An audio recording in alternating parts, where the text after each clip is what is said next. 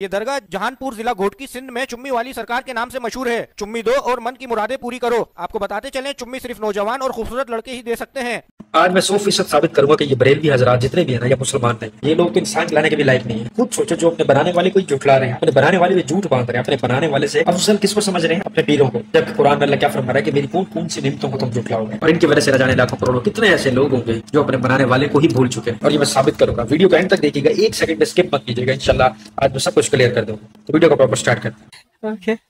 हजरत सैयदना मारूफ करखी फरमाते हैं, अगर बकरी खरीदनी नहीं है, मैं उनके मफहूम की तशरीह के साथ समझा रहा हूं, अगर तुम्हें बकरी खरीदनी नहीं है, बकरी का दूध दोना नहीं है, बकरी से कोई काम नहीं है, तो हजरत मारूफ करखी कहते हैं तकवा की मंजिल ये है कि मादा बकरी को देखने से भी परहेज किया करो।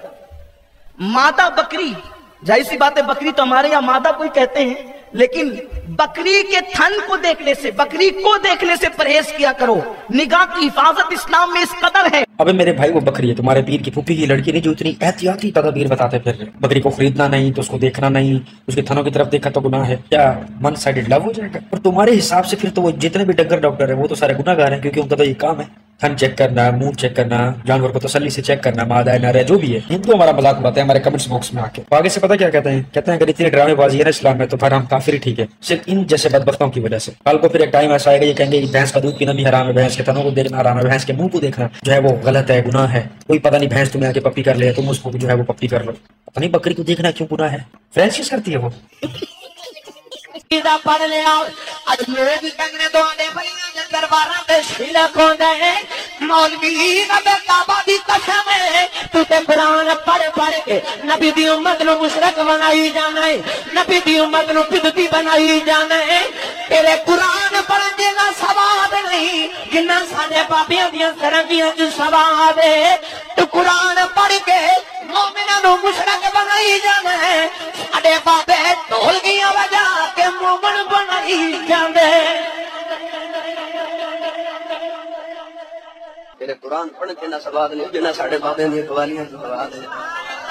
तो कुरान पढ़ के लोगों को मुशरिक बनाना, साडे बाबे सरंगियां बजा के कलमे पढ़ा जाते हैं। चले बाकी बातें तो बाद में, लेकिन आज आप लोगों को ये तो क्लियर हो गया कि ये खुद अपने मुंह से कहते हैं कि कुरान पाक को पढ़ने से जो है वो गुनाह होता है, इंसान भटकता है। और इनके वली अल्लाह की तारीफें सुनने से, उनके बने हुए गानों पर रक्स करने से, मुजरा करने से, पैसे लुटाने से ईमान ताजा होता है। इससे मुझे आज पक्का पक्का यकीन हो चुका है कि उन्हें कुरान को सिर्फ और सिर्फ इस वजह से पढ़ा ताकि लोग ये ना कहें कि यार ये तो आपसे कुरान नहीं है, हमें दीन सिखा रहा है। वरना आप खुद देखें ना, जो चीज इस्लाम में हराम वो चीज बरेलीवुड में हलाल। और फिर मजे की बात यह है जो उनको मान ले तो वो मुसलमान है बकौल इनके, और जो अनफॉर्चुनेटली पढ़ा लिखा है, समझदार है, उन चीजों पर ईमान नहीं रखता और नहीं मानता, वो उनके लिए काफिर है। उसके हाथ का ज़िबा भी जो है वो गलत है, उसके पीछे नमाज पढ़ना भी गलत है, दोबारा नमाज पढ़नी चाहिए। ये इनके अकायद है। सुन्नी मस्जिद नहीं है इसीलिए वहाबियों के पीछे नमाज पढ़ सकते हैं। ये सवाल बिल्कुल ऐसा ही लगता है जैसे कोई शख्स ये कहना चाहता हो कि मुझे अपनी बहन के निकाह के लिए कोई इंसान नहीं मिला, तो क्या मैं कुत्ते से निकाह कर सकता हूँ या जानवर से निकाह कर सकता हूँ? जी कोई लाई मत बिठाने। अगर इंसान नहीं मिला, ये बिल्कुल वैसे ही सवाल है। अगर आपके पास कोई सही अकीदा सुन्नी इमाम आसपास नहीं है तो आपको चाहिए कि आप अपनी तनहा नमाज पढ़ें। अगर हर शख्स के पीछे नमाज हो जाएगी तो शराबी और औरत के पीछे भी नमाज हो जाएगी।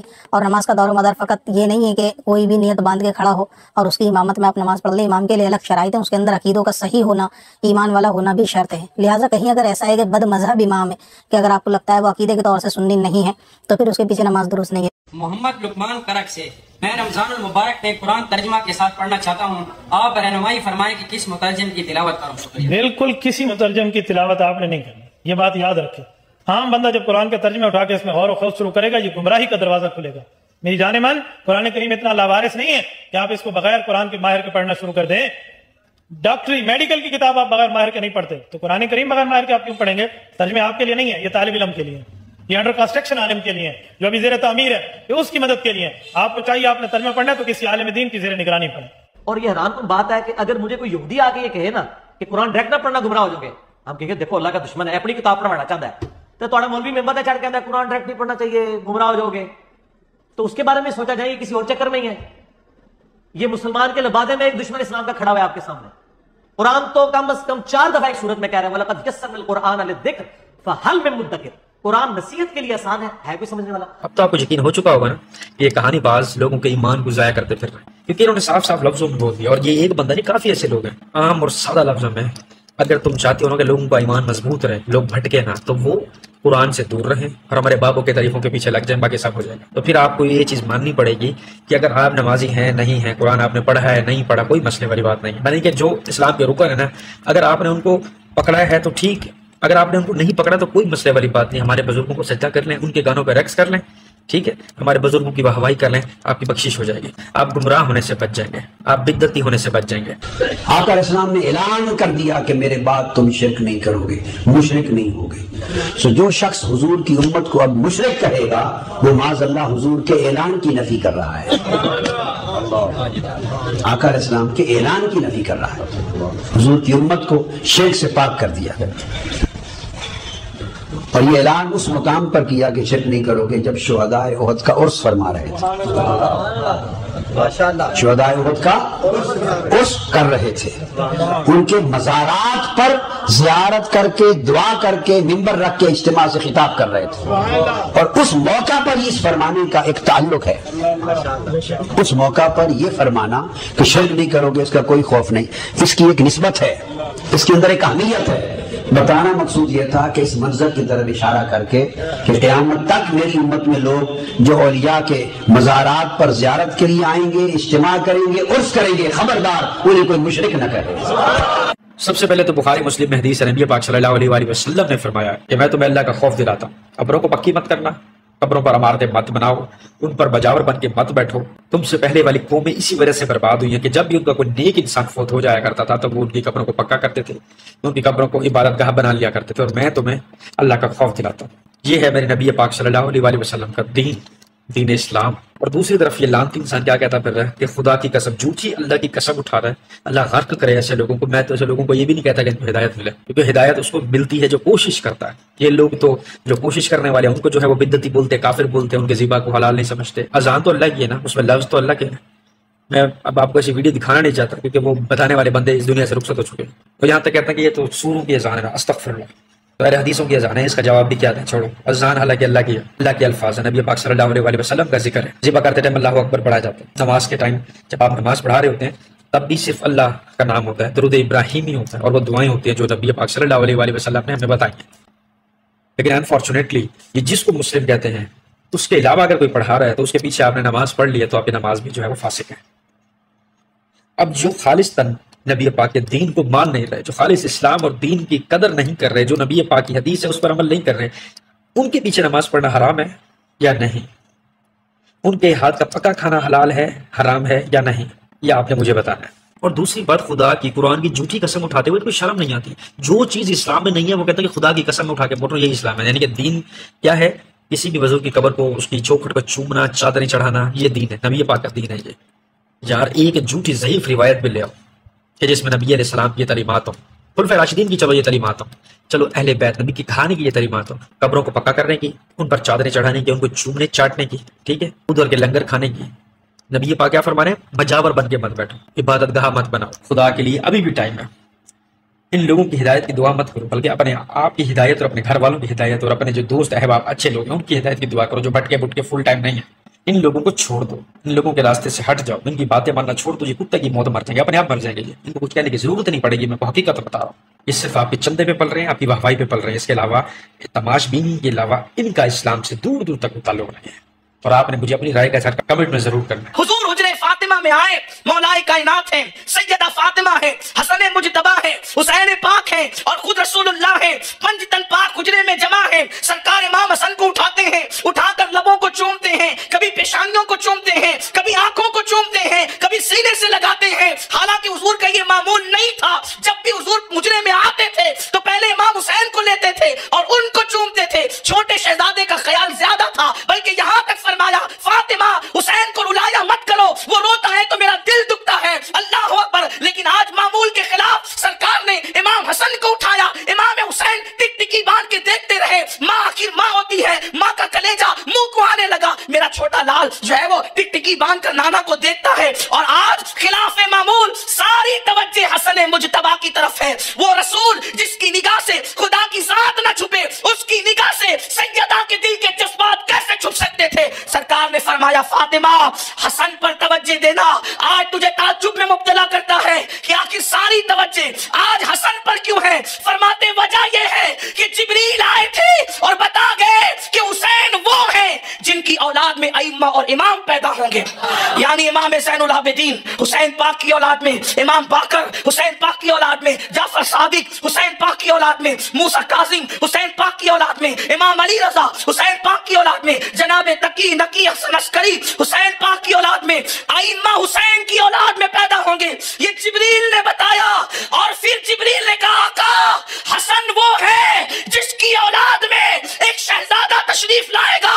जो मकाम नबियों में अल्लाह ने आपको दिया है वो मकाम वलियों में अल्लाह उसको देगा और उसका नाम अब्दुल कादिर जिलानी होगा। शुरू में जब मैं ये सुनने लगा ना तो मुझे अच्छा लगा कि यार अब इस जाहिल के मुंह से नहीं, मतलब कि पंजतन पाक की मैं तारीफ सुनता रहा एट दैट वही हो गया, एक आके लगी है इनके मुंह से पाक के ऊपर। मैंने आपको बोला है ना ये अल्लाह रसूल पंजतन पाक का अगर जिक्र करेंगे कभी भी, यानी कि जिक्र जब भी करेंगे ना, चाहे कुरान का करें चाहे अहले बैत का करें, यानी नबी और नबी के घराने का, जो एंडिंग का होगा ना, एंडिंग पॉइंट होगा, बात ए से शुरू होगी और आके खत्म हो जाएगी गौसे पाक पे अब्दुल कादिर जिलानी रहमतुल्लाह अलैह, उन्हीं पर जाकर इनकी बात खत्म होगी। मैंने आपको बताया कि ये खुदा बनाए बैठे हैं, रियलिटी मैं आपको बता रहा हूँ, और इन्हीं लोगों की वजह से इस्लाम बदनाम है। आज लोग जो है हमारा मजाक उड़ाते हैं सब इन जाहिलों की वजह से, और उससे भी बड़े जाहिल वो आगे से ये भी कहते हैं कि चलो ये तो एक जाहिल है जो बता रहा है, बाकी जो हजारों लाखों जाहिल बैठे सुन रहे हैं वो उनको शर्म नहीं है, उनके घर कुरान जैसी अजीब किताब नहीं पड़ी कि वो वहां से हक सच समझे और उनके बाद इन जाहिलों का मुंह तोड़ेगा तुम गलत बताते फिर। अस्सलाम वालेकुम दोस्तों, गंजू सरकार में आपको खुशामदीद कहते हैं। दोस्तों चुम्मी वाली सरकार, किसिंग वाली सरकार मार्केट के अंदर आ गई है।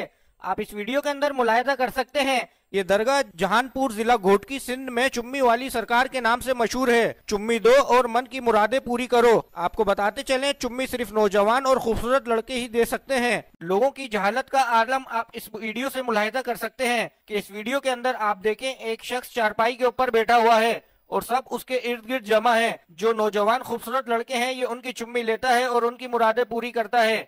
लोगों के अंदर जहालत कूट कूट के भरी हुई है। लोग पता नहीं किस तरीके से इन लोगों को तरजीह और बढ़ावा दे देते हैं और अपने आप को फितने के अंदर डाल देते हैं। दोस्तों आप चुम्मी वाली सरकार की ये वायरल वीडियो मुलाहिजा करें जो कि सोशल मीडिया के ऊपर बहुत तेजी से वायरल है।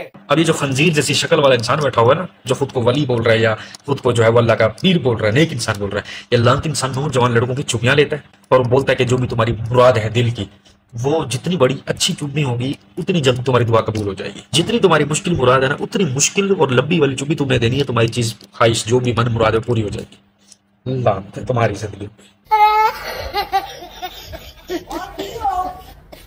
ना मानो ये बंदा सारी जिंदगी पहले लोगों से ये करवाता रह गया होगा, सिर्फ चुमा चाटी नहीं और भी बहुत कुछ करवाया इस बंदे की शक्ल देखो मनहूस। ऐसे बंदे के मुंह पे अगर तेजाब फेंक दिया जाए ना तो वो पता क्या होता है, वो मजीद निखर के सामने आ जाता है, कलर खुश रहा है ये। एक ईसाई ने ऐलान किया कि हमारे नबी मुर्दों को जिंदा करते थे।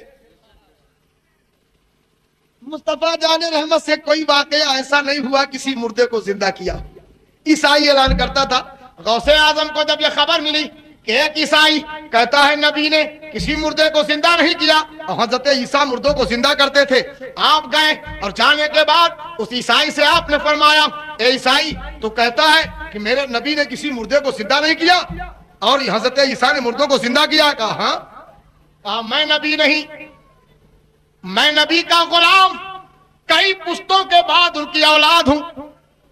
मैं नबी नहीं, मगर अगर मुर्दा जिंदा करना तेरे नजदीक सबसे बड़ा कमाल हो तो ले चलो जिस मुर्दे को कहो मैं जिंदा करता हूं, मुझे ले चलो। कोई ईसाई सोचने लगा कि अब इनसे कोई ताजा ताजा मुर्दा ना जिंदा कराया जाए, कोई बासी जो 100-200 बरस का हो चुका हो, जिसकी हड्डी का भी पता ना हो, गया पुरानी कब्र में खड़ा हो गया।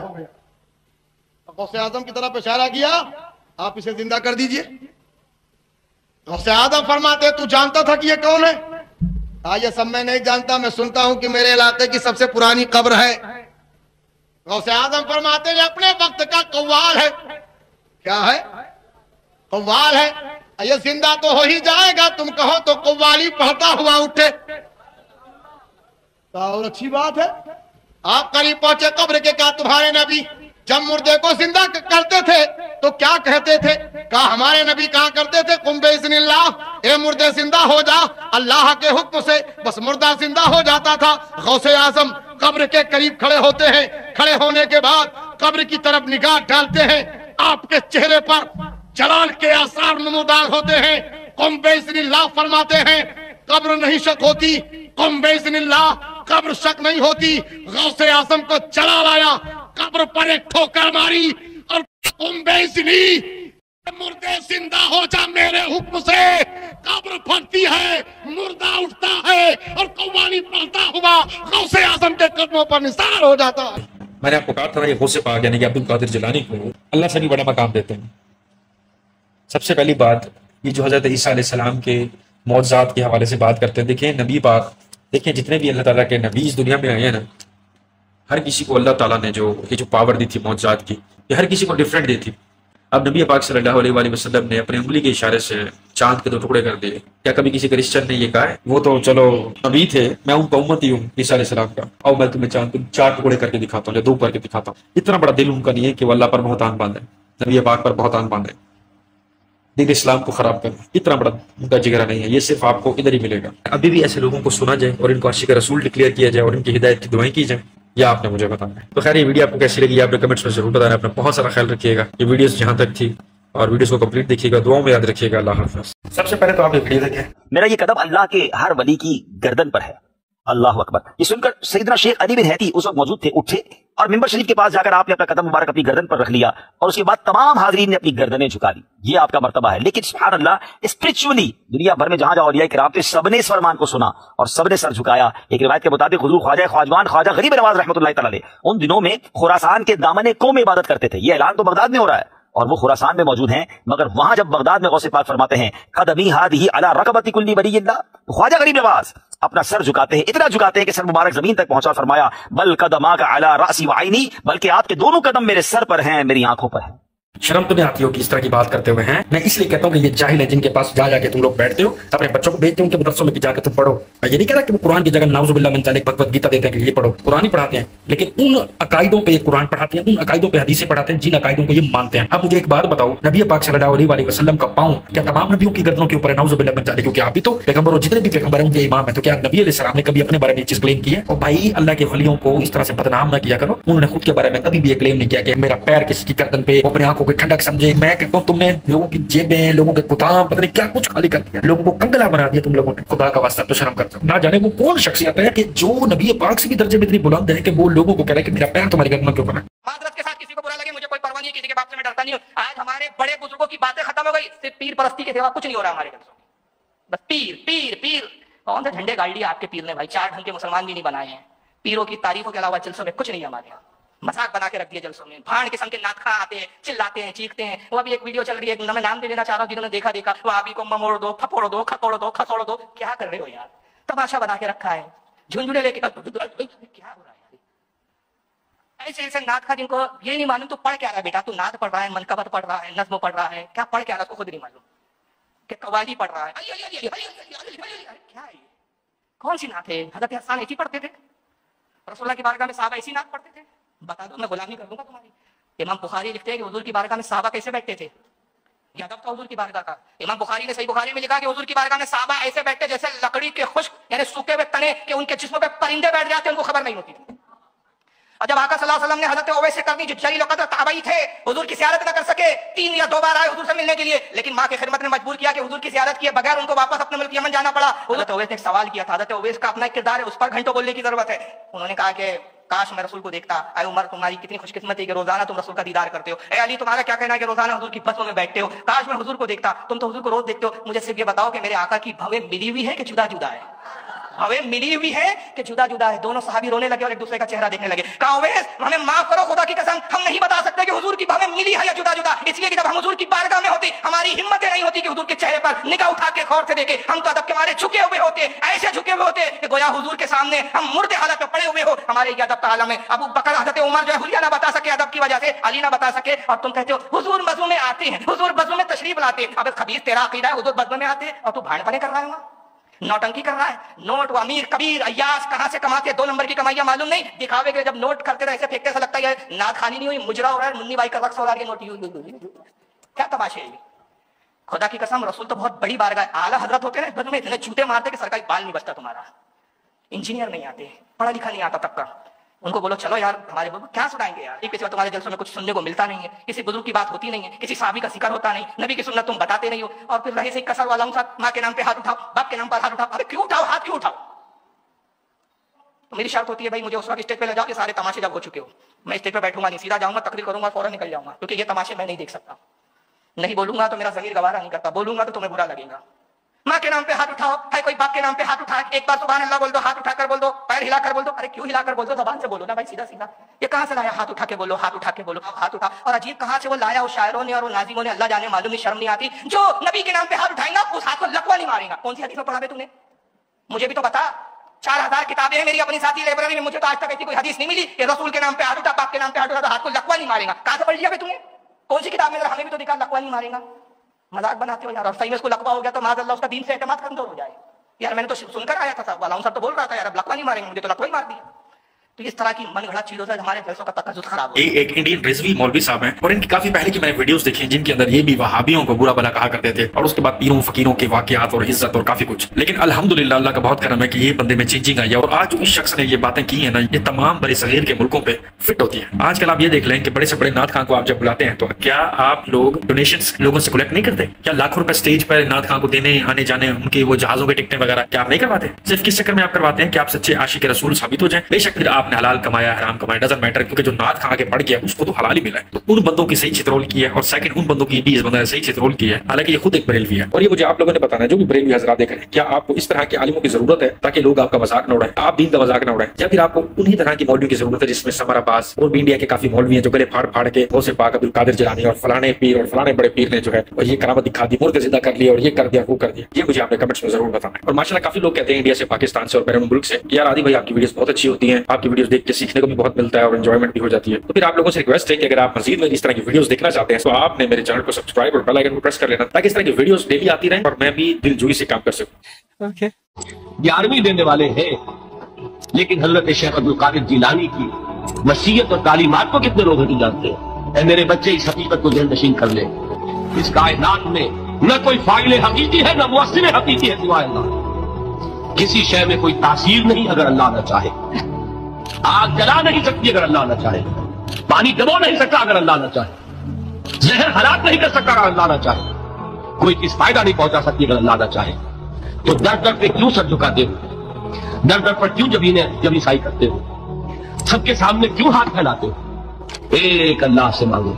हालांकि ये हकीकत बात है कि जो भी बात डॉक्टर निसार अहमद ने बताई है वो 100% अब्दुल कादिर जिलानी रहमतुल्लाह अलैह ने फरमाई है। लेकिन जब हम यही बात किसी भी बरेलवी मुफ्ती के पास लेकर जाते हैं वीडियो के फॉर्म के अंदर कि जिन अल्लाह के वली को आप इतना बड़ा मानते हैं, वो से आजम मदद करते हैं, मुर्दे जिंदा करते हैं, हमें मार दें, हमें जिंदा करते हैं, हमारे ईमान को वापस ले आए, हमारी बातों को जिंदा करते हैं, लोटे में बिजली को कैद कर ले, हड्डियों से मुर्गी बना दे, मुर्गियों से फिर हड्डी बना दे, जिन शख्सियात के बारे में आप इतना कुछ क्लेम करते हैं वो खुद अपने बारे में क्या क्लेम कर रहे हैं? वो खुद तौहीद परस्ती में सबसे अव्वल दर्जे पे थे। तो फिर ये पता क्या कहते हैं, नहीं ऐसा तो कुछ किताब में लिखा नहीं हुआ, ये तो बस अहले हदीसों की किताब है, अहले हदीसों ने छापी है अब्दुल कादिर जिलानी के हवाले से। एक्चुअली तौर पे वो खुद बरेलवी थे और वो उन्हीं चीजों पे अमल करते थे जिन चीजों पे आज हम अमल कर रहे हैं और जिन चीजों पे आज हम मान रहे हैं। अत्तार की बैग बहुत मजबूत है, अत्तार के पीछे अहमद रजा है, अहमद रजा की बैग बहुत मजबूत है, अहमद रजा के पीछे मेरे गौसे पाक का हाथ है।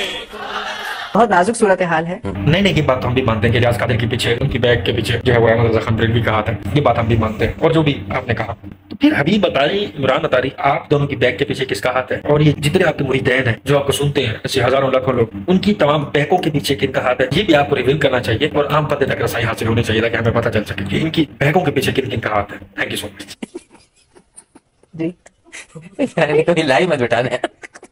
खैर ये तमाम वीडियोस जहां तक थी, उम्मीद करता हूं कि आपको तमाम तरह एक्सप्लेनेशन पसंद आ चुकी होंगी। अपना रखिएगा बहुत सारा ख्याल, दीजिएगा दी को इजाजत, अल्लाह हाफिज़। सबसे पहले तो आप ये वीडियो देखें। जन्नती दरवाजे की हकीकत बताऊं मैं आपको। इसकी हकीकत ये है कि हजरत सैयदना ख्वाजा निजामुद्दीन औलिया रहमतुल्लाह तआला अलैह के बारे में ये मनकूल है कि इन्होंने बेदारी में महबूब बारी सल्लल्लाहु तआला अलैहि वसल्लम की प्यारी प्यारी जियारत की, और वो भी इस हाल में कि खुलफा राशिदीन के हमरा सरकार सल्लल्लाहु तआला अलैहि वसल्लम उसी दरवाजे से गुजर रहे थे जिसको आजकल बेइज्जती दरवाजा कहते हैं।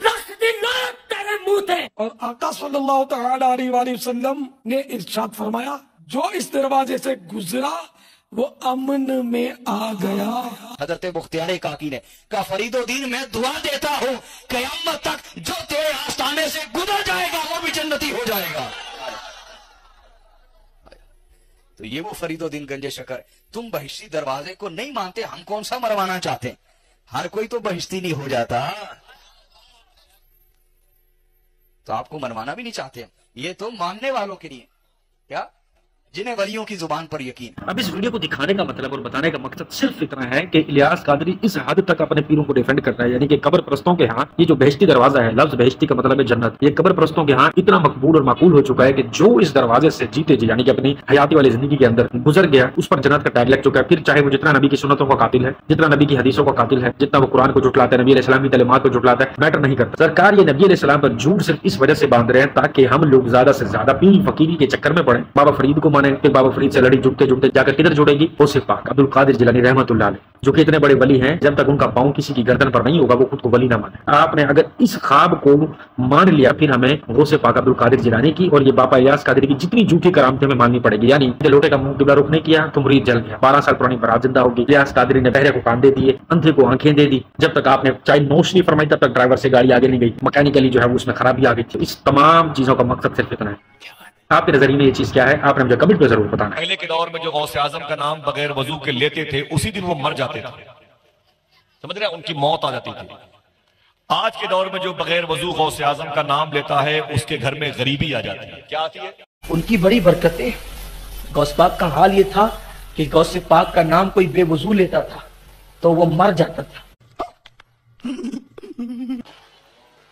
गौस पाक का नाम कोई बेवजू लेता था तो हमारे बुजुर्गों ने ये बात सूफिया ने कही है, मुमकिन है आप इस पे इतराज करें जो भी हो, लेकिन सूफिया कहते हैं कि बेवजूर का नाम कोई ले नहीं सकता था।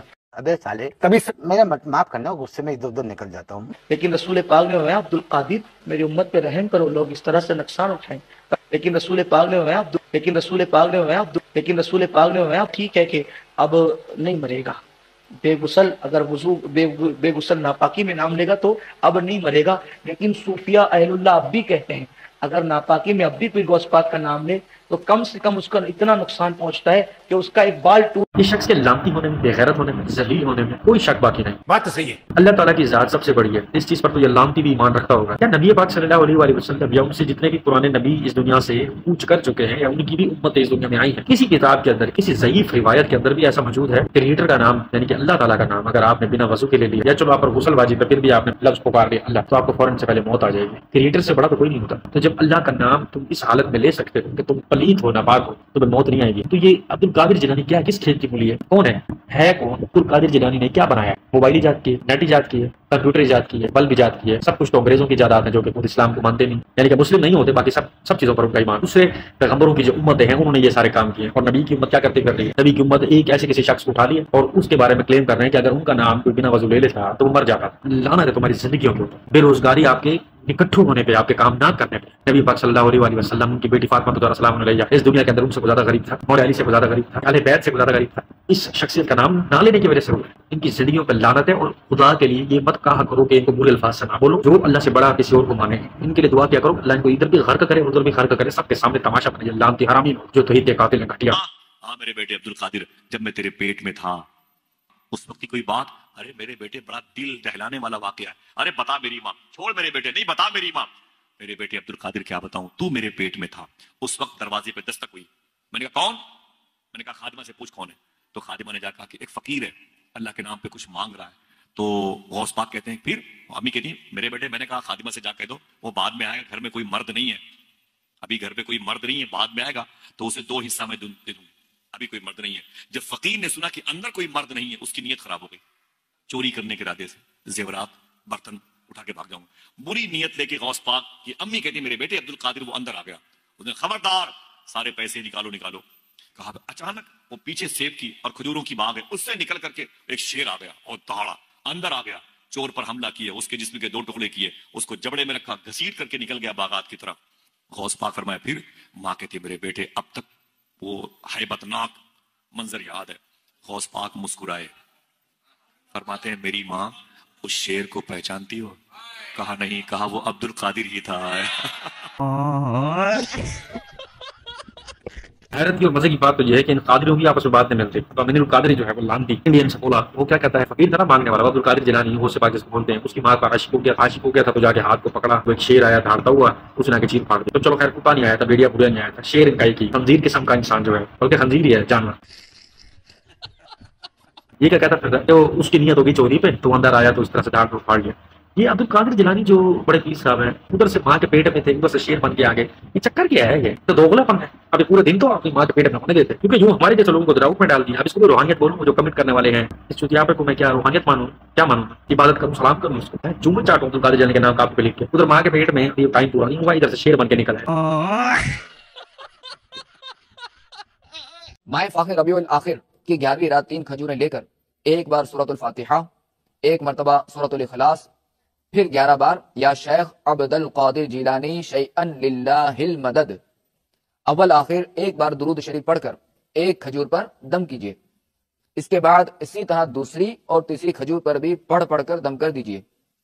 यह खजूरें रातों रात खाना जरूरी नहीं, जो चाहे जब चाहे जिस दिन चाहे खा सकता है।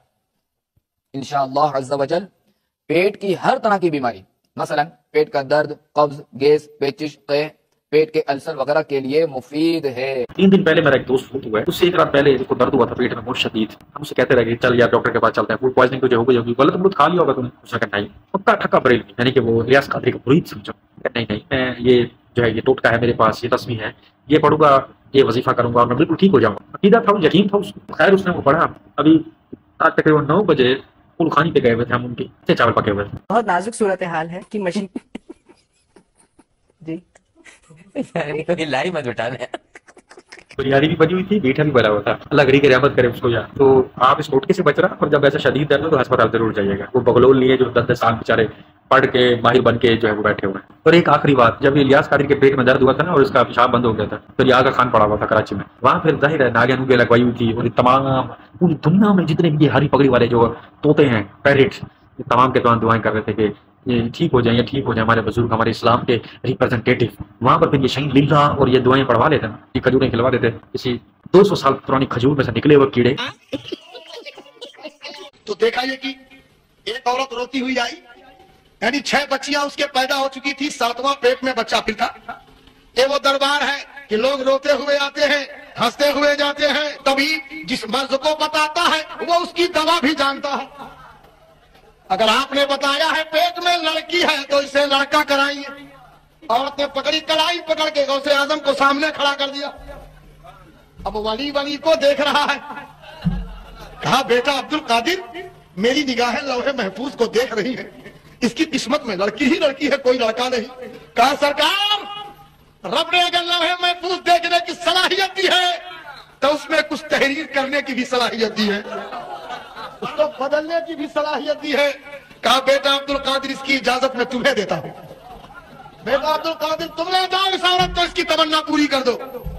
औरत का हाथ पकड़ के गौसे आजम बाहर लाए और कहा सुन मेरी बहन, अब तक तो एक ही लड़के का मसला था, अरे जा अपने घर खुशी होकर, तेरे पेट में जो है, अरे इसको तो लड़का कर ही दिया, जो 6 घर में छोड़ कर आई है उसे भी लड़का कर दिया। जाहिर है जब दरबारों के ऊपर तमाशे होंगे, मुजरे होंगे, मर्द और औरत मिलकर मुजरे कर रहे होंगे, तो बंदा जाहिर ये चीज देख के वो हंसता हुआ ही आएगा। दूसरे नंबर पर औलाद जो है वो हमारे बड़े बुजुर्ग कहते हैं मर्द के नसीब की होती है, रिस्क औरत के नसीब का होता है। अल्लाह ताला देने वाली जात है, अल्लाह देता है औलाद, बेटा है या बेटी है, हमें इख्तलाफ नहीं करना चाहिए। बेशक 18 बेटियां भी क्यों नहीं हुई, और ये रहमतें होती हैं, नबी अलैहिस्सलाम ने फरमाया। तो जब नबी अलैहिस्सलाम ने फरमा दिया कि बेटियां रहमत होती हैं, तो जो उसे कौन है जो माँ की शिकन में है उसको भी बेटा बना दिया, और जो घर बेचारी बेटी लेटी हुई है बुढ़िया सी उसको भी बेटा कर दिया। क्यों? जब नबी अलैहिस्सलाम ने फरमा दिया था रहमत है, तो फिर ये करामत करने की क्या जरूरत पड़ी थी आपको, ये खिलवाड़ करने की क्या जरूरत पड़ी थी आपको? और चलो अगर मान भी लेते हैं कि अब्दुल कादिर जिलानी की रसाई यहाँ तक हो गई थी, लोहे महफूज तक देख भी लिया था, और वहां से मिटाकर अपनी मर्जी से कुछ ना कुछ लिख लिया, तो अब्दुल कादिर जिलानी को ये नजर नहीं आया था कि कुछ सालों के बाद जो है मैं कुर्बाश हो जाऊंगा दुनिया से, तो चलो मैं इसको जरा 500 साल या 1000 साल का लिख दूं। वहां क्यों नहीं रसाई हासिल हुई? जो इतने मुहिब आपके भटके भुटके पड़े उनसे मिल लेते, चलो तो चुमिया करवा लेते, मजीद आपकी जो है वो फैन फॉलोइंग बढ़ जाती। क्यों मरे आप इतनी ताकत है कि कब्रों के अंदर जाके फरिश्तों से बड़ा फूडा ले लेते हैं, 12 साल पुरानी बारातें जिंदा करते हैं। आप खुद भी जिंदा हो जाए, आ जाए, मुलाकात करते हैं। आज की शाम की चाय मेरी तरफ से अदरक वाली। तो खैर यार ये वीडियोस यहाँ तक थी, ये पोस्टमार्टम जो भी आपकी नजर में इसको बोलें, जो भी आप इसको बोलें, ये यहाँ तक था एक्सप्लेनेशन। तो आपको ये तमाम वीडियोस कैसी लगी, एक्सप्लेनेशन कैसी लगी, कमेंट्स में जरूर बताइएगा। मिलते हैं नेक्स्ट वीडियो में, रखिएगा बहुत सारा ख्याल, दीजिएगा गाड़ी का इजाजत, अल्लाह हाफ़िज़। सबसे पहले आप ये वीडियो देखें। ऐसे बहुत सारे घराने आपको मिलेंगे जिन्होंने मेरे ये अल्हम्दुलिल्लाह बयाना सुनकर टीवी लोगों ने निकाले। मैं बहुत पुराना इसका मुखालिफ, मेरी इससे लगती है, समझो इसने मेरे आका की उम्मत को बहुत बर्बाद किया है, मैं टीवी को नहीं छोड़ूंगा, मेरी लगती है इससे। जगह जगह टीवी टूटे हैं, लोगों ने टीवी को संसार किया, जला दिया जज्बात में आकर। ये अपने को इसने जहन्नम की आग में ये भेजना चाहता है ये टीवी। गोया आप किसी सूरत में भी इसकी फेवर में नहीं है कि घरों में टीवी आए? ना ना, टीवी घरों में क्या, मेरा बस चले तो मैं पूरी दुनिया में इस पर पाबंदी लगा दूं, इसकी मतलब है कि सारा इसको ना गुस्ल दे दूं इसको। ऐसे नामुसाइब हालात में टीवी घर में रखना ये बेहद खतरनाक है। अगर आपके घर में हो भी तो फौरी तौर पर इसको निकाल देना जरूरी है। मैं टीवी का कल ही मुखालिफ था, आज भी मुखालिफ और खिलाफ बोल रहा हूँ। तो मैं ये वजाहत कर रहा हूँ, मैं सिर्फ टीवी पर 2 बार आवाज की सूरत में आया, मेरा चेहरा नहीं आया, सिर्फ मेरी वॉइस आई, आवाज। तो इस पर अगर किसी को गलतफहमी है कि मैं टीवी पर आ गया, तो मैं टीवी पर नहीं आया हूँ, मेरी आवाज आई है।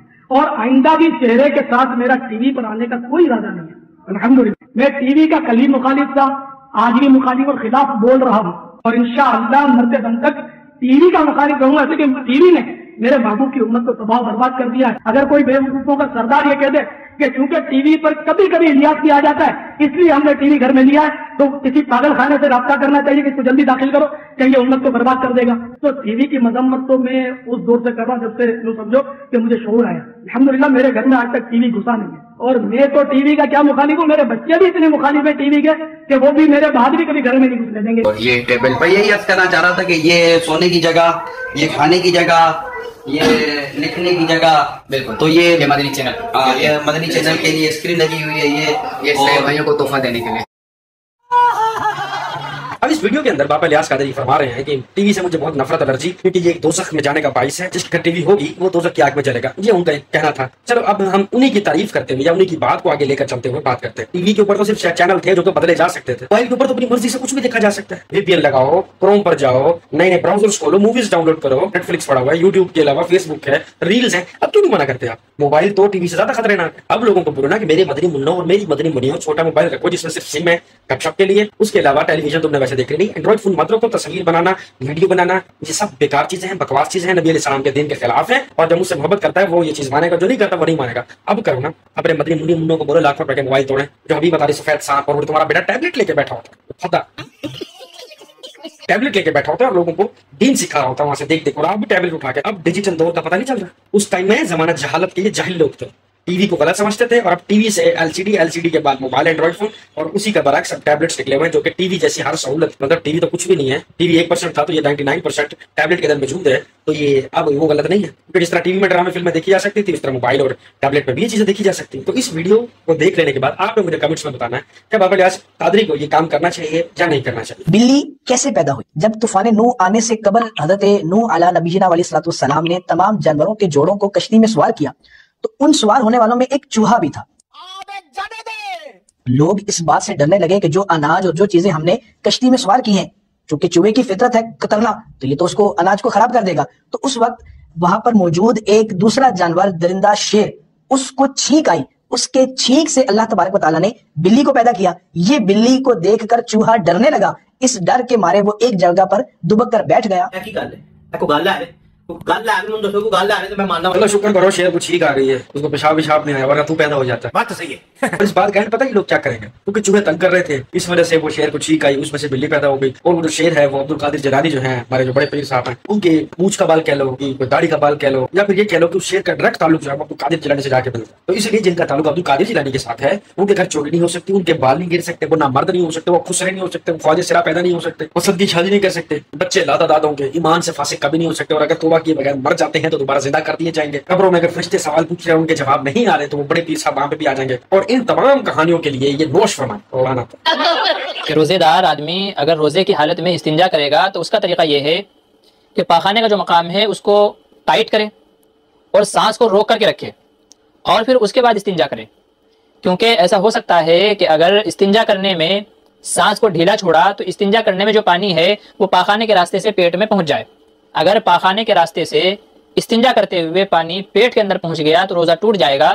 इल्मी बातें ऐसी होती, बड़ा इल्म है जी आपके पास, इस्तिंजा इस तरीके से करें कि जब इस्तिंजा करेंगे तो सांस रोक लें, सांस रोक करके फिर पानी से इस्तिंजा करें। ऐसी सूरत में जो पाखाने का सुराख है वो खुलेगा नहीं, टाइट रहेगा और इस्तिंजा के जरिए से पानी पेट के अंदर नहीं जाएगा।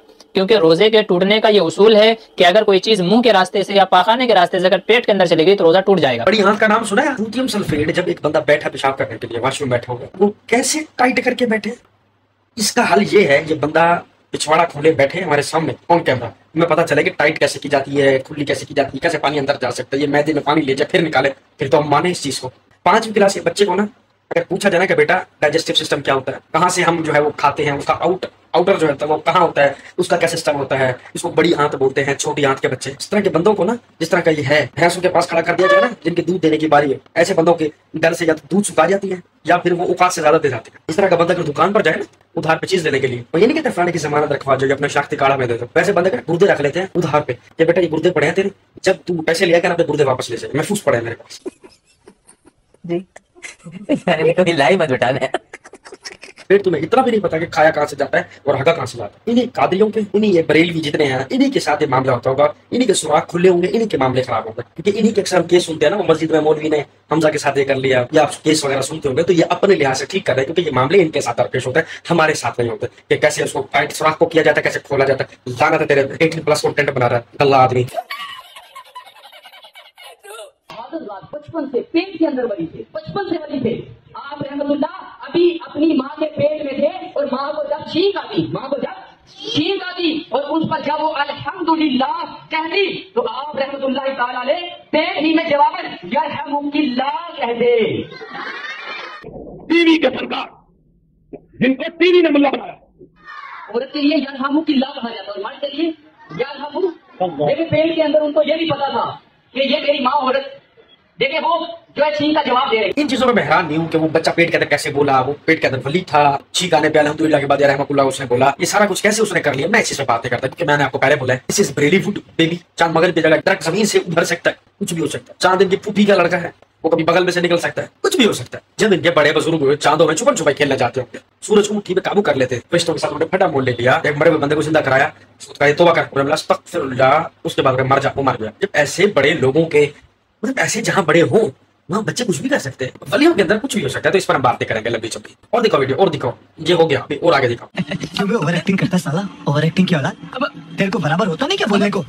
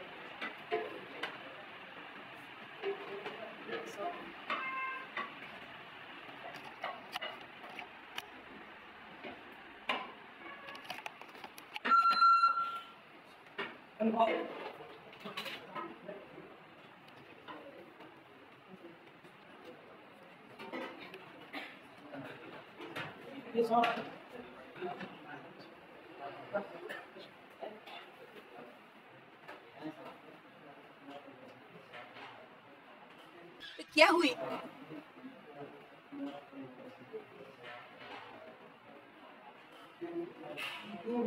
कंट्रोल। दावत तक तो बात ठीक थी, मतलब ये खाना खिलाना अच्छी बात है, सही है। नाउजुबिल्लाह मिन ज़ालिक, खाने का बात है ये रियाज कादरी, जिसको पीठ नहीं की, कुरान मजीद हाथ में पकड़वा दे, इसको पीठ नहीं की, पर नबी अलैहिस्सलाम के घराने में से ये शख्स है जिसको पीठ नहीं की, और पीठ कर लेते तो कौन सा अज़ाब आ जाता, फॉल सीलिंग वाली छत गिर जाती, जमीन फटती तो गर्क हो जाता है। मोटे सुअर अदब करना है। कभी माँ बाप कैसे अदब किया, जिसने सारी जिंदगी तुम्हारी कान गुलाम नहीं किया। कभी माँ बाप को कितना अदब किया होगा, माँ बाप कुत्तों की तरह लड़ते हो गए।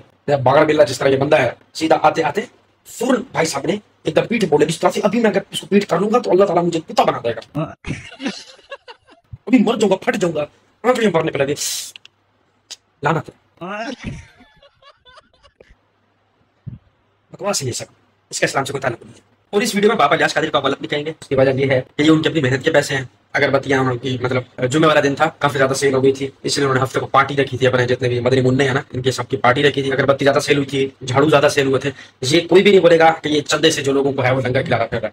अभी का मामला कुछ हो रहा है, उस टाइम भाई की अगरबत्तियां और ये अतर बहुत ज्यादा सेल होते थे, तो ये उसी की दावत है। तो आखिर में आपके लिए एक चीज है वो आप जरूर देख के जाइएगा। रजब भट्ट आप जानते होंगे, बहुत बड़ा डेली व्लॉगर है। आपने देखा होगा कि वो मुहर्रम के अंदर माशाल्लाह कसीदे पढ़ते हैं और अपने बच्चों के लिए, हमारे बच्चों के लिए, तमाम बच्चों के लिए दुआएं करते हैं कि उस तरह से मौला के मानने वाले हों, नबी अलैहिस्सलाम के घराने की इज्जत करने वाले हों, और वो गजल आपकी जो आपकी है। तो जिस तरह से हम मतलब के नोहे पढ़ते हैं, इबादत करते हैं, जिस तरह से हम नबी के दीन को रिप्रेजेंट कर रहे हैं, उस तरह से जो है बाकी भी करें। तो आफ्टर बिफोर ये जो दो चीजें हैं ये आपने लाजमी नोश फरमानी, उसके बाद वीडियो एंड होगी, तो ये वीडियो देखें।